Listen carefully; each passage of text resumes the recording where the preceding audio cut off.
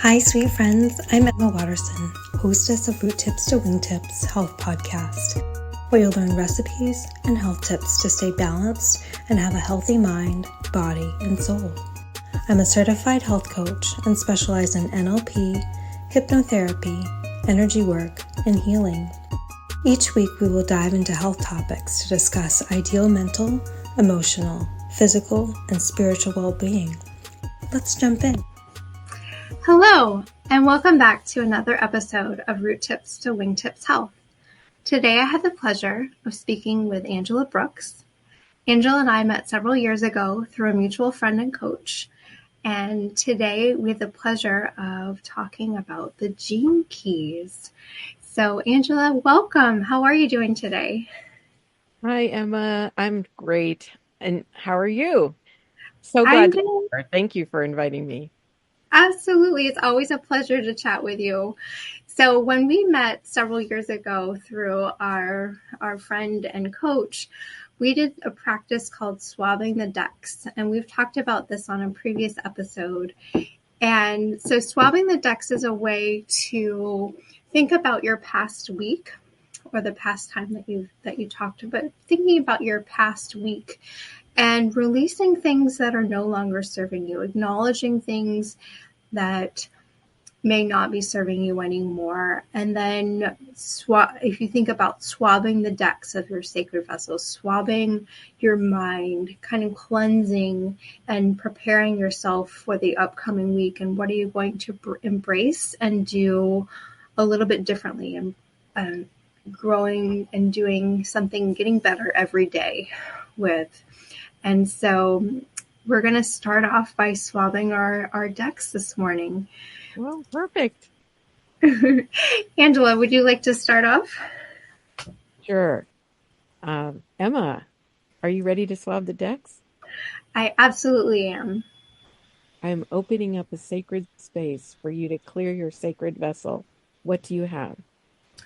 I have that I'm releasing any stresses of the day, any pain, any fear, any worry, any doubt, any anxiety.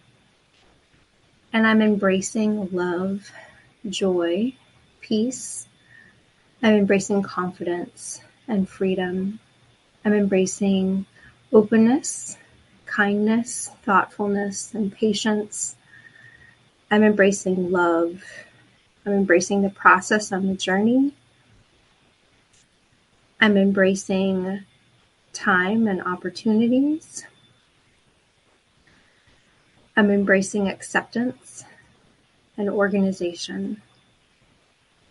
And I think that's it. Wonderful. And what is one thing you're grateful for? I am grateful for my amazing and loving and kind family. Wonderful. And what is one thing you want to brag about? I am bragging that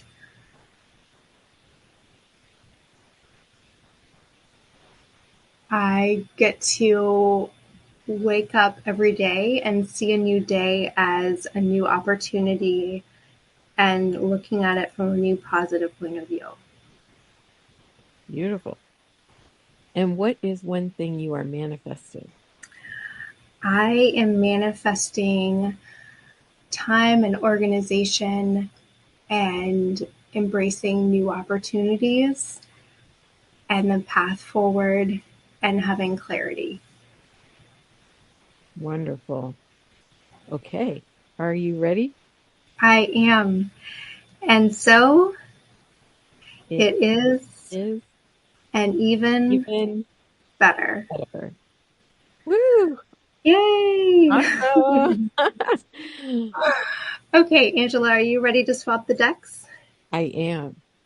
I am opening up a space for you to swab the decks of your sacred vessel. What do you have?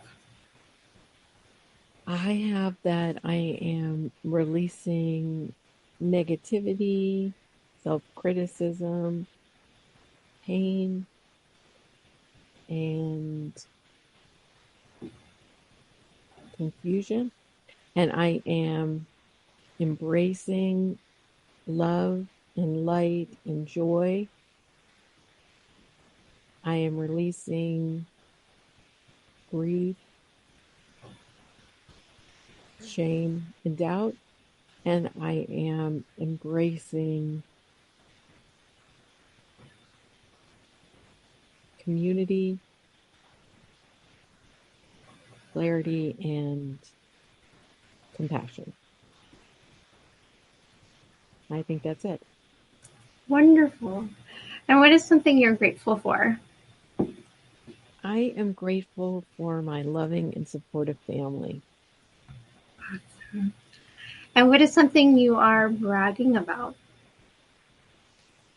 I brag that I felt like I had a really productive week this past week. And while there's still a ton of things on my list of to-dos, which always will be, um, I felt really accomplished and good about it. Good. And what is something you're manifesting? I am manifesting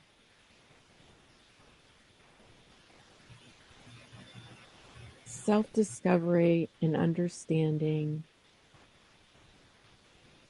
and soaking up the knowledge and wisdom of life. I love that. All right, are you ready? I am. And so it is and even better. Fantastic. I love it. So I love that lo these 7.5 years later, we still manage to do this each week. And it's such a great way to acknowledge our previous week, recognize what are some of the things we would have done differently, what are things that we can release that are no longer serving us, and what are some things that we're embracing to make the next week that we're going into even better than the previous. I love that. Yes. All that and even better. Yes. So I know that we started out, we're going to talk about the gene keys today. So can you tell me a little bit about what are the gene keys? So, of course, and thanks again for having me, Emma. So this is the thing. I could read about what they are, and maybe I will, right? Maybe I'll just do a little snippet from the website just because, it might help. But basically, and this is a simplified version, a simple introduction, it's called. But it says, based on a fundamental code of consciousness, which which is awareness, inspired by the Chinese I Ching, the gene keys are an inner journey whose purpose is to transform our core beliefs about ourselves, thus raising our lives into a whole new level of awareness. And what that means for me, I've just been on for years and years and years, maybe my whole life, been on a path of self-discovery and really trying to understand my purpose in life, really trying to understand, why I'm here, what I'm here to do. I know that is all my purpose, but it's bigger, it's smaller. Sometimes I don't know if I'm really looking for like a goal, but usually the purpose is something bigger. It's usually more nebulous. You can't really put your finger on it exactly. But basically how you help people, what you're here to help people do. What is there something, I just have always been this seeker of knowledge and starts with myself, I guess, seeker of knowledge of myself. And, I think it was Socrates who said, uh, something about knowing thyself is, where it's at, its greatness or whatever. So, there's something there, right? We each are fundamentally focused on ourselves, but also, you know, we live for others in terms of that purpose and, what we bring to the world and what we bring to others. So I felt like I've just been on this searching my whole life. And it started in astrology. I know we're talking about gene keys, but I'm just going to give a little bit of a background of of where it started and how I got introduced to it. Um, and and it started with astrology. So for me, I've always been fascinated by astrology, and even Emma, you and I had done an astrology reading for you back in the day, and so it's just always fascinated me where the planets were at the time of your birth, right? And then what does that influence in your life, or what does that what potentially could that mean for you in your future, and how that potential of your life is played out, in your experiences. So I just love that kind of history, but also currency, right? Like history of where you came from and what you did and your experiences and how these influences influenced you. And then also your, you know, potential and your future and what could be for you because of that alignment of the stars and planets and everything else. So I love that. And so what I ended up finding out from working with astrology so much and being a, I'll call it amateur astrologist, but doing readings for friends and family, um, and some actual clients, along the way. And so then I found out about human design, which was a tie through astrology, similar, but also is related to the I Ching and, a couple of these other ancient and spiritual, understandings or languages. And then through human design, I think I must have, or somehow I got introduced to the gene keys. And at first, it didn't stick. I went and got my chart for the gene keys. I did it on some website, and then I kind of thought, oh, that's interesting, which I always say about everything because I'm so curious, and I just want to explore, explore, explore. So I'm always like, oh, that's interesting, and how does that connect to all the other things? And so I kind of put it away for a while, not even realizing, I guess my life got busy and life gets busy and everything like that. And then, somehow I got another whiff of it and I ended up hearing from the actual founder or creator of the Gene Keys. And I thought, wow, this sounds so much like human design, but not, So it has this whole other component to it that is not the human design chart. It's your, base. It's like he calls it your hologenic profile, for the gene keys. And then, so you have your astrology chart was more like your birth chart. That's the stars and planets. Then you have your human design chart, which is more about, it is actually the planets again, but in more of a numeric and interesting fashion where you have these gates and channels and how everything flows through the centers that they have, like these 7 centers. And, it's a lot of terminology. And I got a little bit too I wanted to absorb all of it, but it just a little too much. And then with the gene keys, I feel like it's very relatable, because of how it's structured. So, I'll share a little bit about what I mean in a few minutes. But I just wanted to mention that somehow through human design, I ended up at the gene keys, not realizing they were somewhat connected. But what I found out is that the gene keys founder, creator, his name is Richard Rudd. He's a guy from England. He actually had the human design creator, inventor, person who introduced it to the world as his mentor. So I was like, oh, wow, are you kidding? No wonder they seem connected. It's not that they're similar, but they're connected. So that was fascinating to me, right? And so another fascinating part of the gene keys that I was blown away kind of by, and maybe this kind of helps others too, and their understanding, wanting to put a lot of different disciplines or principles together, from different modalities, is that, science is involved in this too, as far as the gene keys. It's got a science component, which is amazing. because I thought it was more of a spirituality thing, but human design also had a science component with these certain neural streams that come out of the sun and all this kind of stuff. And I was like, whoa, what's all this? But I also, have a tendency to absorb this stuff and then I'll decide later if I truly believe it or not. But with the gene keys, it goes back to the DNA, right? Which is about the neural things that are coming out of the sun and whatever, and coming into our DNA. But with the gene keys and the DNA connection, you know, the founder actually, says that our microbiology, and what they've learned about, biology in more recent years, and I'm talking 20 years, probably not like 5 years, but, 20 years or whatever, since he was creating all this, is that um, we actually have DNA that's supposed to replicate, itself, and that's what it's doing all the time.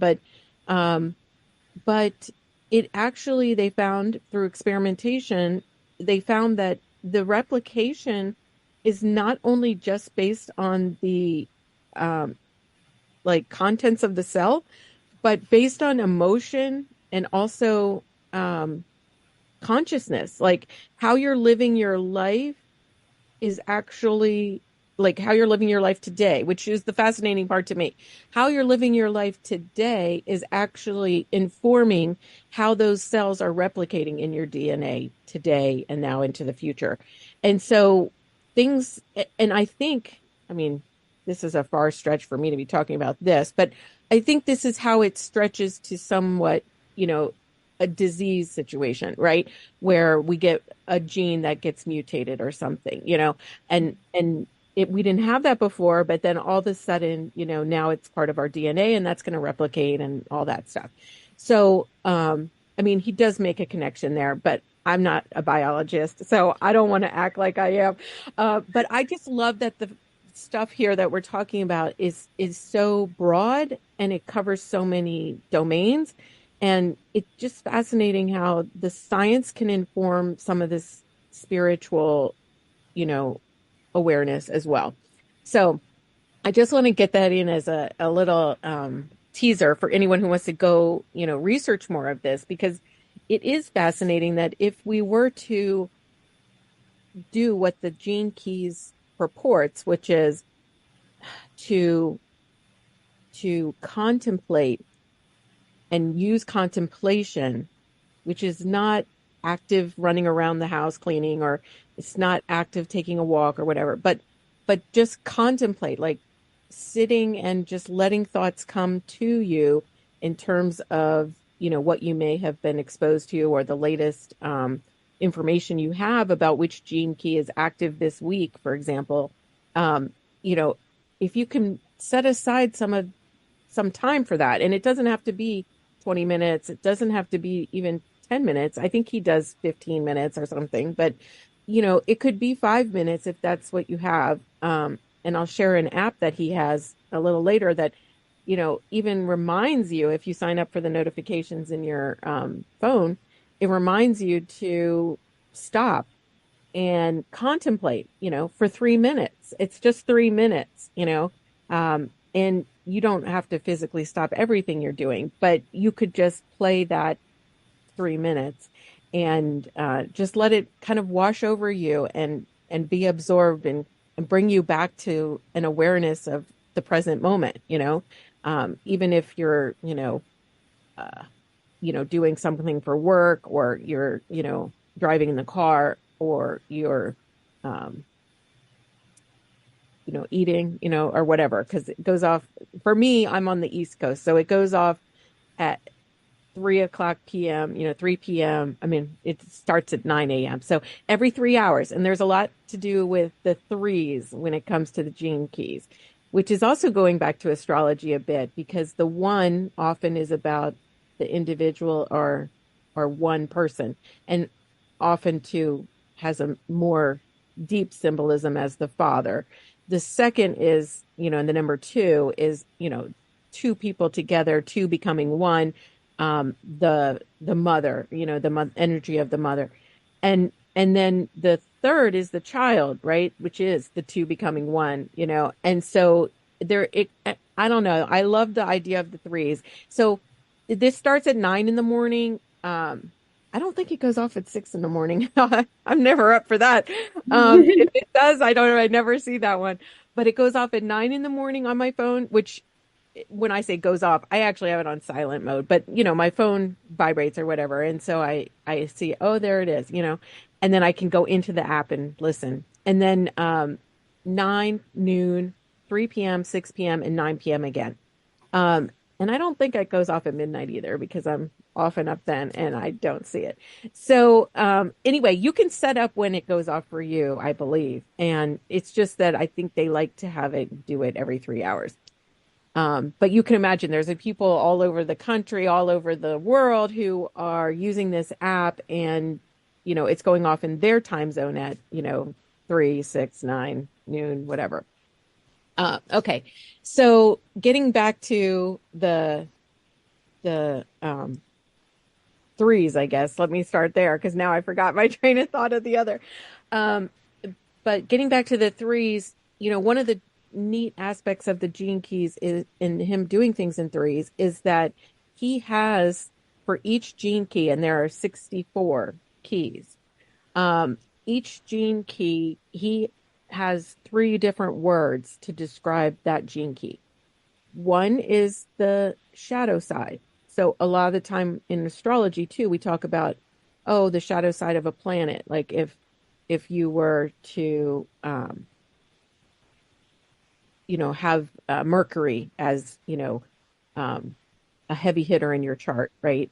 There's going to be a heavy influence in your chart, and Gemini people, I'm not Gemini, but I do have a lot of Mercury in my chart.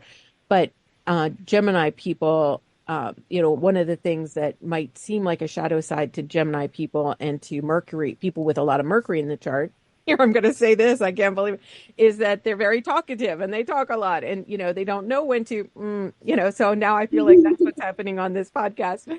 But, a really, great part about Mercury is just, the mind, because Mercury is a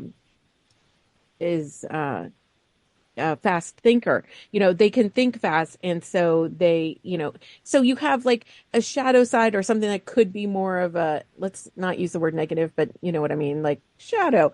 Something you might think is like, that person talks a lot. I don't know if I want to be their friend, but there's something underlying there. They do have a fast mind. They do have a lot of intellect. They do have a lot of intellectual capacity, and then they have a lot of interest because they have so many things going on in their mind. They have a lot of hobbies and things. So when you can tie it back to something like that, but in Gene Keys he has 3 words for each of the 64 keys, and so just having the book with me today for this call, I just quickly opened to Gene Key 25, and the shadow side, which of Gene Key 25, is constriction. So constriction, and it's funny because these words are not opposites. They're not like constriction and then the positive side is like freedom or liberty. It's the shadow is constriction, and then the gift, and this is the medium level. Usually you see shadow or negative and positive being, the gift. But the gift is the middle one for him. So the shadow side constriction, the gift of Gene Key 25 and having that in your, hologenic profile is, these are words I can't even pronounce, is acceptance. So you go from constriction to acceptance. It's not a polar opposite, but it's more of a poetic interpretation of what happens, how you feel, and then what would be like that next step, right? Acceptance of this constriction. And then this, he calls this thing the city, and it's spelled Siddhi. So it's not City, city. The city. And this is coming more from, Eastern, practices from India and in other places, I would think, one of those types of words. But the city for this gene key is universal love.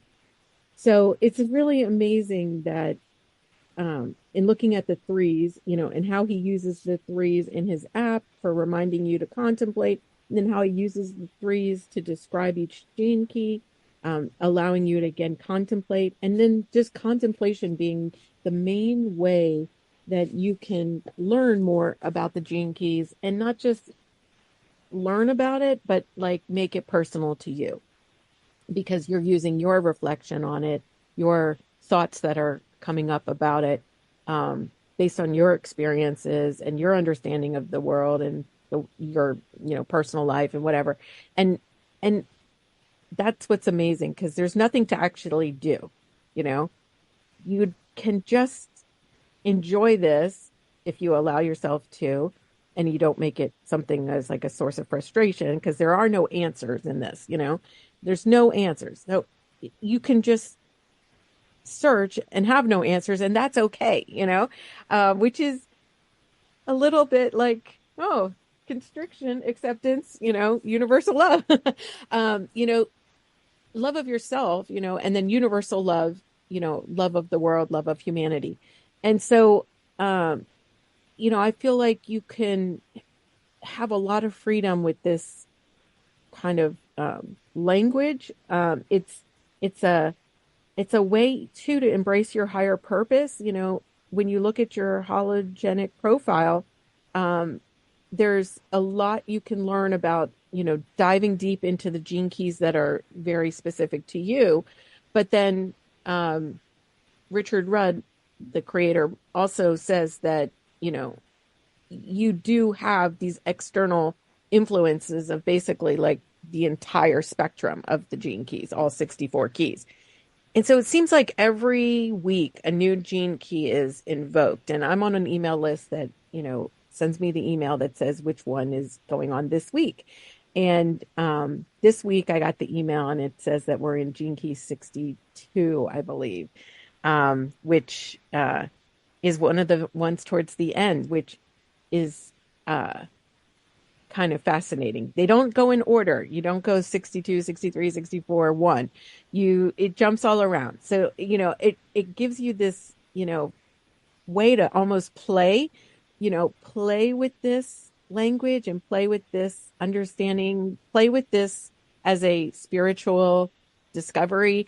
And then if you choose to, right, because you're playing with this, you can go, what if this and that in my life? What if I apply this in my life? What if I apply that in my life? What if I think about, doing something differently because I had that thought, when I was sitting in my contemplation mode or whatever. So while there's nothing to do, you don't have to put anything on your to-do list to actually like, add these or force these into your life. You just accept and you let it come. And that's what I love about it because you can keep coming back to it.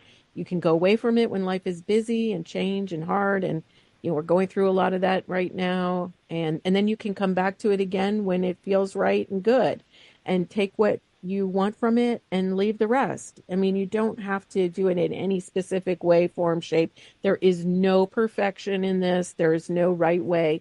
And for someone who's learning not to be in perfection mode, and who's striving to do things imperfectly and just, everything. I mean, there's a time and place for maybe some perfection in work or whatever, something you might do. But honestly, I'm starting to believe that's really not true. Just, there doesn't need to be all this focus on perfection and beating ourselves up for not being perfect or not doing it right or even having the fear of doing it wrong. There is none of that with this. And I really, really embrace it. And obviously I'm encouraging it in others, because I do, believe so wholeheartedly in its freedom, and freedom of your own expression and your own spiritual growth, I'll say. Oh, I don't know how I got to all of that when I was sort of like, what are the green keys? I think Sorry, that's I'm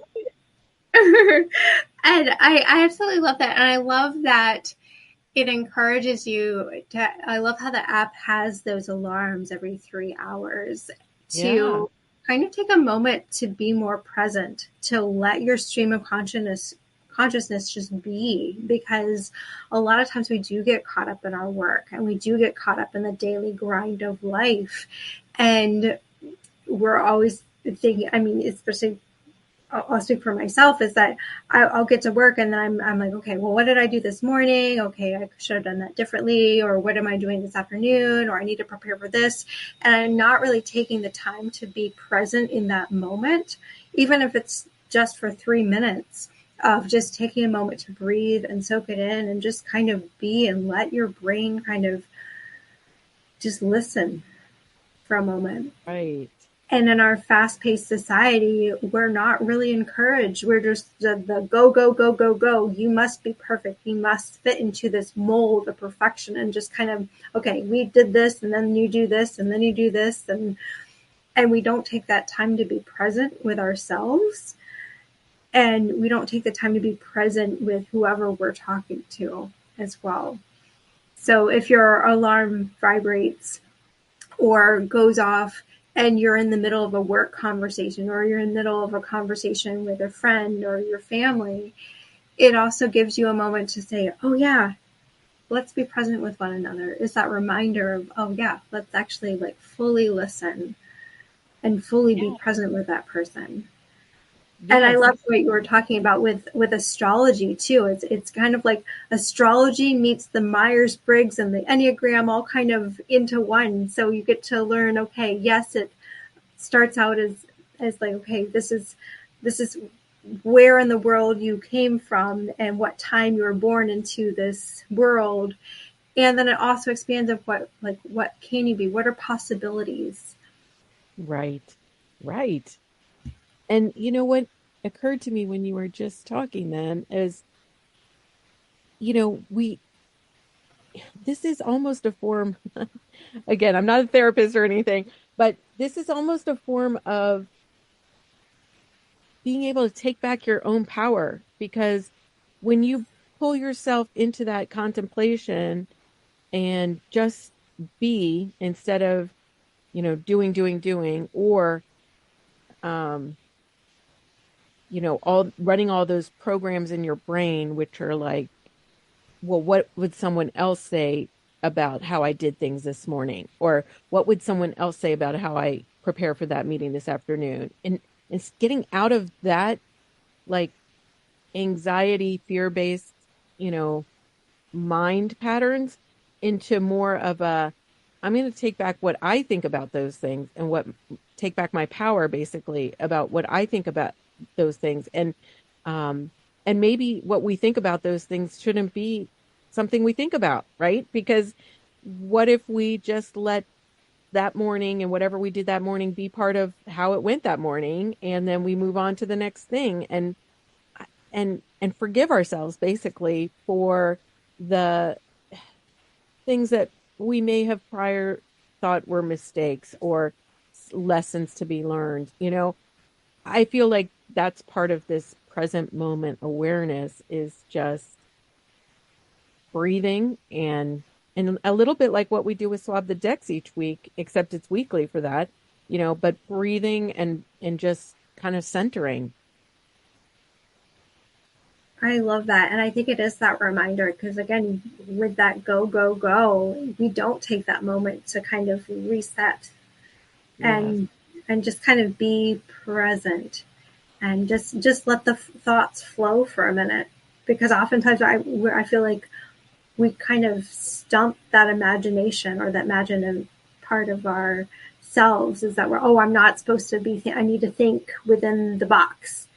And this Right. gives us the opportunity to allow those thoughts to flow and think outside of the box, to be able to think, oh, well, let's be present and let's think about it. And maybe thinking about it from a different angle Yes. too, especially and thinking about, are there, I know there have been a lot of changes recently.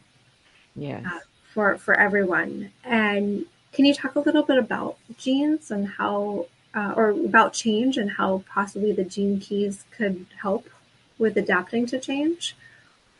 Yes, of course. So, that's kind of one of the things I've learned is that as you go into this contemplation and allow those thoughts to come and not judge them, that's another key part of just being with yourself, and I feel like that's part of the taking back your power is not to be so judgy on yourself, um, and just give yourself permission to just not judge yourself. I mean, we have to keep giving our self permission and, keep managing ourselves, emotionally.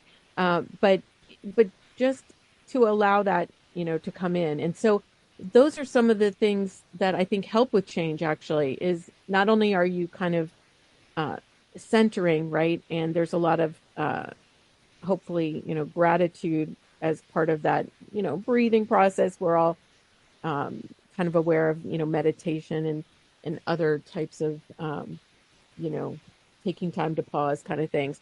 So, but just allowing those thoughts to come through. And then I have found that I, I don't even, I don't even really focus on anything because I don't want to be like brainstorming. I'm not brainstorming, I'm just contemplating, right? You're not solving a problem. You're just contemplating. And it goes back to what you said about imagination, right?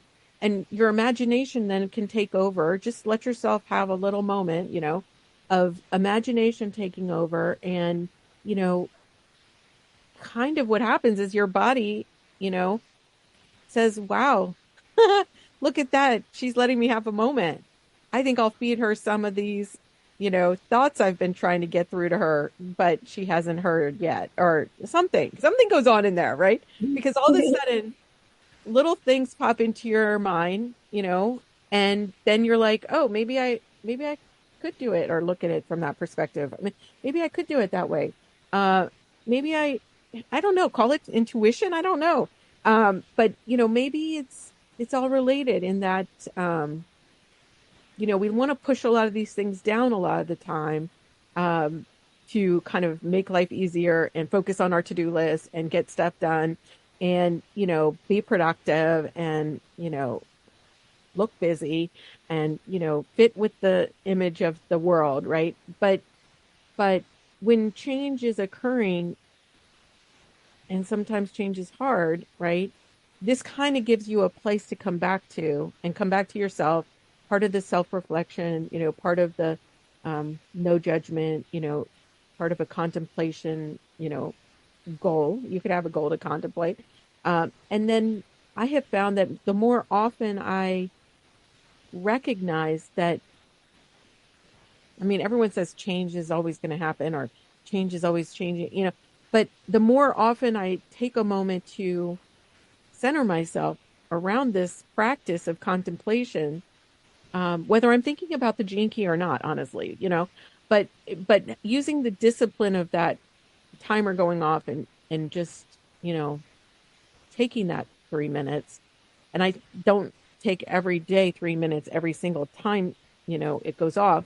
It does depend. You have to use your best judgment, and just, let yourself have what you need, And so, but when I'm doing that, things are going to come up. And then I realize so much that even though, like, then I start realizing, like, it's not like there's change and then there's this, and then that's the way it's going to be forever, right?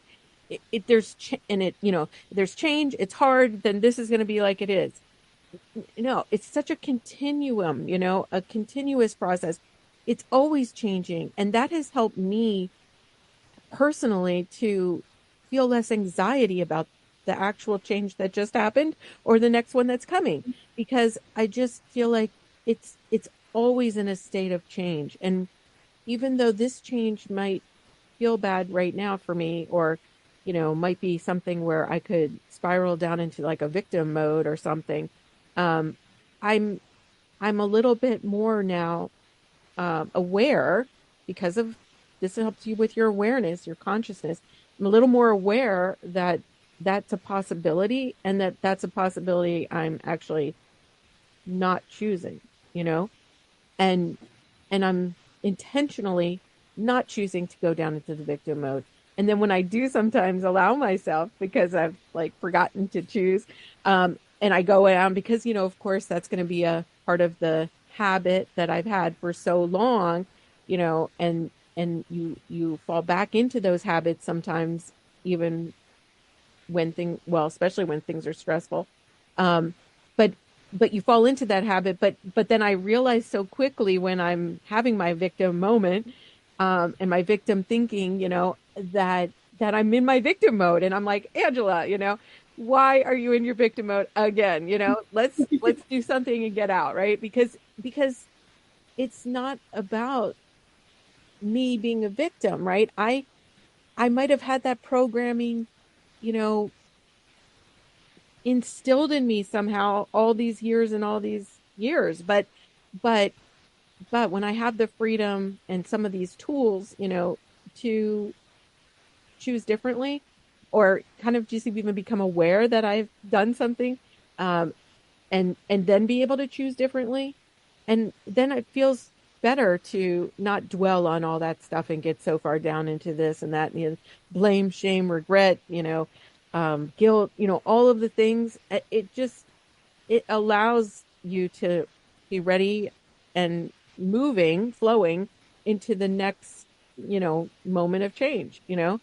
I I feel like that's a really important aspect right now. Like you said, in our lives, there's so much going on in the world. I mean, there's so much every single day, every moment almost, it seems. And we're so connected to so many of these, news outlets and, social media, channels and things that propagate different things. And then we're exposed to so much. And then it's almost like a respite. It's almost like a necessary respite to give yourself this gift, what I call a gift almost, of this contemplation and a moment coming back to yourself. I love that. When you talked about a couple of things, when you talked about that victim mentality and shifting that to, oh, how can I turn this into a mindset shift of, oh, maybe I don't have to play the victim here. I don't have to be there.